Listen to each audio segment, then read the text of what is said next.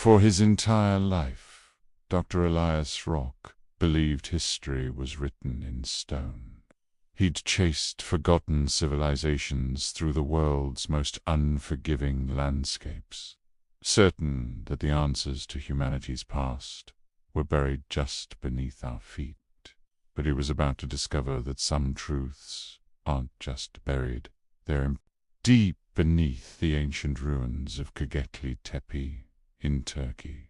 His team found something that defied all logic. It wasn't a tomb or a temple. It was a chamber, and inside, sealed under 12 tons of solid limestone, lay a black metallic artifact. It was impossibly smooth, like polished glass, and it hummed with a low, rhythmic energy, almost like a captive heartbeat. This discovery didn't belong to any known civilization. It was older, stranger, and it would shatter everything Elias thought he knew about being human. The artifact was a complete anomaly. Carbon dating, our most reliable tool for measuring the past, completely failed. It was as if time itself had no hold on it. Metallurgical tests revealed compounds and alloys that no human technology, ancient or modern, could possibly create. But the most chilling part was the surface.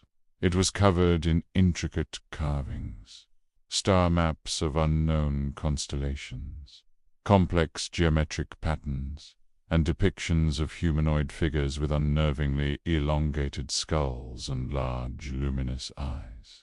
Back in his tent, Elias began to have dreams. Voices, ancient and powerful, whispered to him in his sleep.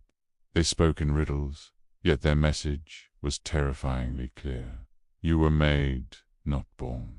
Your blood sings our song. Shaken, he rushed back to the excavation site the next morning, only to find it completely sealed off. Turkish military units stood guard. His permit was revoked, and his team was scattered to the winds. Official reports were rewritten, scrubbing any mention of what they'd found. The impossible artifact and the truth it held had simply vanished. Elias refused to be silenced. He tried to publish his findings, to warn the world, but his peers and the academic community shut him down. They labeled his work pseudoscience, a fantasy. His university, once his home, suspended him indefinitely. His reputation, built over a lifetime of meticulous work, was destroyed overnight. His name became poison, but someone was listening. Not his colleagues, but silent figures in polished suits and dark sunglasses. They started following him, their military posture a constant, unnerving presence. They never approached, never spoke. They just watched. Desperate, Elias dived into the dark corners of the internet, connecting with whistleblowers and rogue researchers through encrypted forums. He wasn't alone. They all told the same story, a global, organized suppression of knowledge. Anomalous artifacts, skeletons of pre-human species, ancient star charts that predated astronomy by millennia of it, was being systematically discovered, classified, and then buried, hidden from public view. The deeper Elias dug, the more the pieces started to connect. He saw patterns everywhere. The myths and religions of countless cultures all describe the same thing: gods descending from the sky to teach humanity. The strange symbols etched onto the artifact appeared in ancient texts from Egypt to Mesoamerica. And then he stumbled upon the most disturbing connection of all: genetic anomalies hidden within human DNA, strange markers that looked less like evolution and more like engineering. But every time Elias got close to concrete proof, it would evaporate. Hard drives, were mysteriously wiped clean. Labs containing crucial evidence burned to the ground. His contacts, the other truth seekers, would suddenly go dark, disappearing without a trace. He wasn't just being discredited, he was being hunted. Convinced he was on the verge of a breakthrough, Elias decided to take his biggest risk yet. He followed a lead to a forgotten Vatican archive, a place rumored to hold forbidden scriptures too dangerous for the world to see. After breaking in, he found it, a scroll so ancient it predated Christianity itself. As he unrolled the brittle parchment, the truth began to unravel his sanity. The scroll didn't speak of faith or salvation. It described a pact. It detailed how a group of priests, the original gatekeepers, were tasked not with spreading divine truth, but with shielding mankind from it. Humanity, the scroll claimed, had been given the gifts of civilization, agriculture, and social order. But it came at a price: our obedience and our ignorance. Religion wasn't a path to God. It was programming, a sophisticated system of control designed to keep us in line. The fear of sin, the terror of hell, the taboo of questioning authority, it was all a firewall to prevent us from discovering our true nature. As Elias read those words, the voices from his dreams returned, no longer whispering, but shouting in his mind. They keep you blind, but you are waking. You are remembering the world he knew, the history he loved. The faith of billions, it was all fracturing, collapsing into a terrifying new reality. The chase was over. One night, government agents stormed Elias's apartment.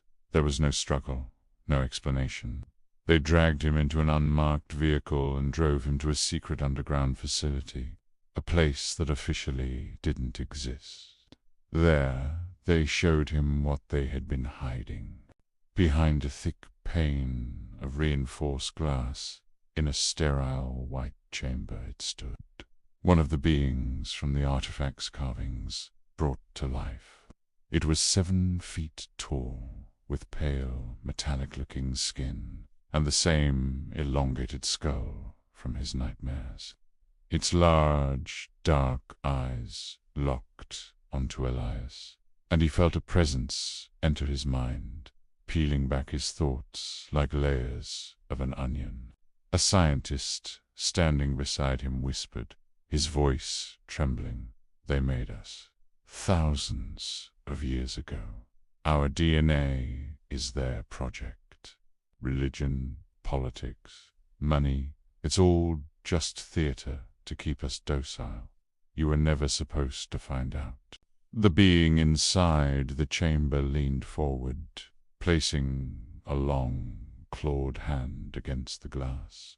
A voice, ancient and impossibly powerful, thundered directly into Elias's consciousness, not through his ears, but inside his very soul. "We are your origin, we are your shepherds, and your jailers." Elias was released back into the world as abruptly as he had been taken. He had no proof, no evidence, just the searing, unforgettable memories of the being, the artifact, and the forbidden scrolls. The world he returned to was no longer the one he'd left. It was a stage. Every billboard, every news report, every sermon he heard now sounded like a hypnotic chant, a lullaby designed to keep humanity asleep. He finally understood the scale of the deception. Humans were not free. We were never meant to be. We were designed, engineered to be vessels, perhaps even an energy source for the creators who had never truly left. They were still here, watching us from the shadows, managing their grand experiment. Standing in the middle of a bustling city street, Elias looked at the faces in the crowd. They all seemed blank, distracted, caught in the endless, meaningless cycles of work, entertainment, and consumption. They were sleepwalkers, lost in a dream they didn't even know they were having. And then the final, crushing truth hit him with the force of a physical blow. His entire journey, his rebellion, his search for the truth, had all been orchestrated. The artifact wasn't lost. It was placed for him to find. His discovery was nothing more than a trigger, a test designed by his creators. By chasing the truth, he had only proven how absolute their control was. It ran so deep that even our resistance was scripted. The true prison wasn't religion or politics. It wasn't even our engineered DNA. The real prison was the illusion that we ever had a choice at all. Elias threw his head back and screamed, a raw, desperate sound, lost in the noise of the city. No one even looked up.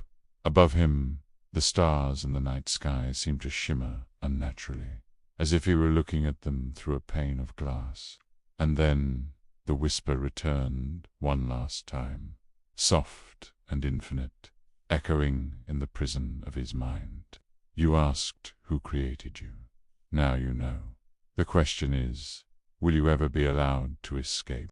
Thank you so much for joining me on this journey into the shadows. If this story made you think, make sure to hit that like button and subscribe for more deep dives into the unknown. What do you think is the ultimate truth?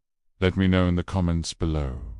For my full content, go listen to Don't Drink That anywhere you get your podcasts. To submit your own tales of terror, reach me at don'tdrinkthat25@gmail.com. Until next time, stay curious and remember, don't drink that.